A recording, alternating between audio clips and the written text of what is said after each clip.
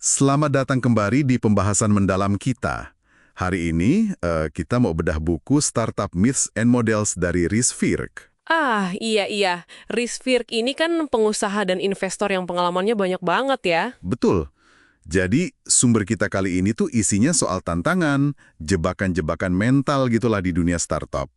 Nah, misi kita bareng Anda sekarang ini mau coba bongkar kenapa sih pertualangan startup itu bukan cuma soal uang. Banyak yang mikirnya, tujuannya cuma jadi kaya. Tapi apa benar sesimpel itu ya? Justru itu, buku ini banyak banget membongkar mitos ya, termasuk ide kalau motivasi utama pendiri itu melulu soal uang. Nah, Kita nanti lihat deh, banyak faktor non-finansial yang seringkali malah lebih menentukan gitu buat jangka panjangnya startup. Ini bukti kalau intinya emang lebih dalam dari sekedar ya nominal duit. oke. Mitos pertama nih, yang langsung nyambung banget sama tema kita. Anggapan kalau semua pendiri startup itu, wah, obsesinya jadi kaya raya gitu. Itu mitos #2 di buku Firk kan ya? Tapi katanya motivasinya lebih warna-warni ya? Iya. Firk itu memetakan beberapa dorongan utama. Ada yang dasarnya itu kreativitas. Pengen aja terus bikin produk baru. Oke. Ada yang karena cinta sama teknologi atau pasarnya. Ada juga yang ngejar independensi, pengen jadi bos buat diri sendiri lah istilahnya. Oke. Pengen bebas ya? Bisa jadi. Terus ada tipe pembangun kerajaan, yang kompetitif banget, pengen dominan di pasar. Dan terakhir, ada yang punya misi, mau bantu komunitas atau capai tujuan sosial tertentu. Wah, macam-macam ya ternyata. Banget. Uang bisa jadi, ya salah satu hasil sampingan, tapi seringnya bukan itu pendorong utamanya. Kayak beda motivasi Bill Gates sama Paul Allen, atau Steve Jobs sama Wozniak, kan kelihatan tuh bedanya. Oh ya, iya. Nah, makanya penting banget nih, buat Anda sama tim itu jujur dari awal, motivasi masing-masing apa sih. Kalau nggak sinkron di sini, wah bisa jadi sumber masalah besar nanti. Jauh sebelum ngomongin duit malah. Bener juga ya. Nah, ngomongin duit nih, ini nyambung ke mitos valuasi. Ada anggapan makin tinggi valuasi startup, makin bagus. Itu mitos #7 kan ya? Iya. Sekilas kan kayaknya bagus ya, dihargain tinggi. Tapi Firk bilang ini bisa jadi jebakan. Jebakan ekspektasi tepatnya. Valuasi tinggi itu sering datang sepaket sama ekspektasi yang super tinggi juga dari investor. Gitu. Kalau targetnya nggak kecape, risikonya itu down round. Down round, maksudnya? Jadi, penggalangan dana berikutnya itu valuasinya malah lebih rendah dari sebelumnya. Itu bisa sakit banget loh, ngerusak moral tim, terus bikin susah cari dana lagi nanti. Wah, iya juga ya. Nggak kepikiran. Makanya, Firk nyaranin pilih investor itu yang sevisi gitu, bukan cuma yang berani kasih angka valuasi paling tinggi. Coba deh pikirin faktor non-finansialnya. Kayak apa tuh contohnya? Ya, reputasi investornya gimana? Terus Anda nanti maunya seberapa banyak kontrol harian? Komposisi dewan direksinya gimana? Dan ini penting banget nih, investornya punya jaringan atau keahlian yang bisa bantu bisnis Anda tumbuh nggak? Bukan cuma ngasih duit aja.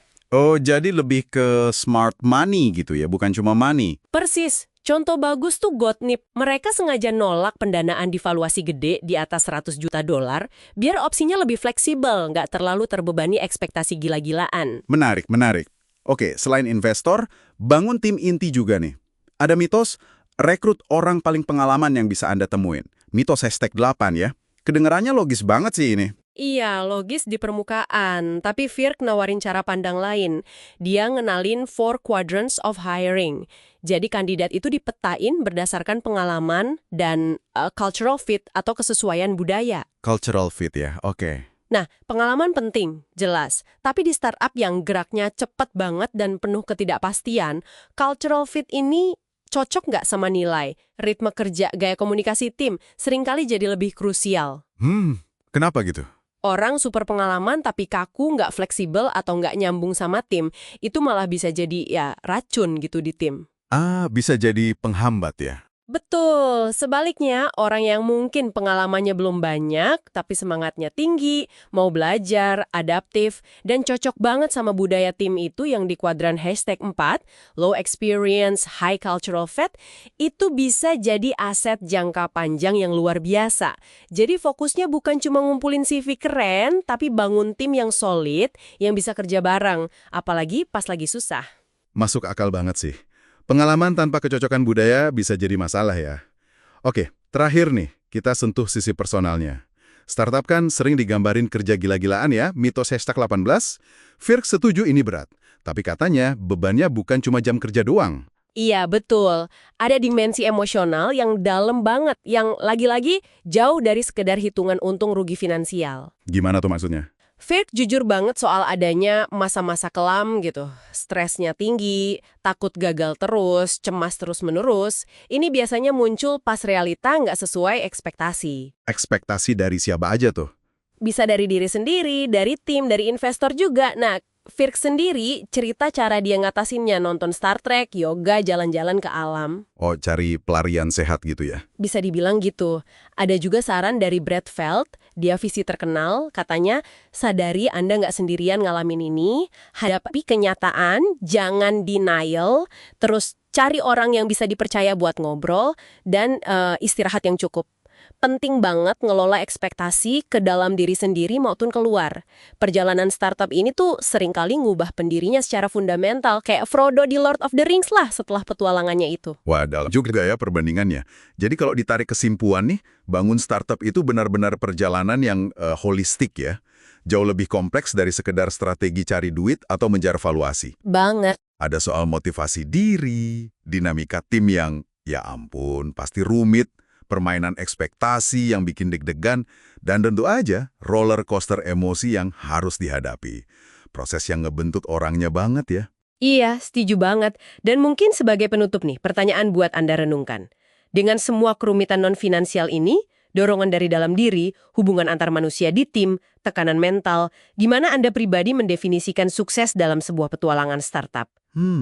Apakah tolok ukurnya cuma angka di akhir cerita, valuasi pas exit nanti, atau untung finansialnya aja? Atau jangan-jangan ada dimensi lain yang mungkin lebih berarti buat Anda? Kayak dampak yang Anda ciptakan, pelajaran yang dipetik, atau bahkan perubahan diri yang Anda alami sepanjang proses ini.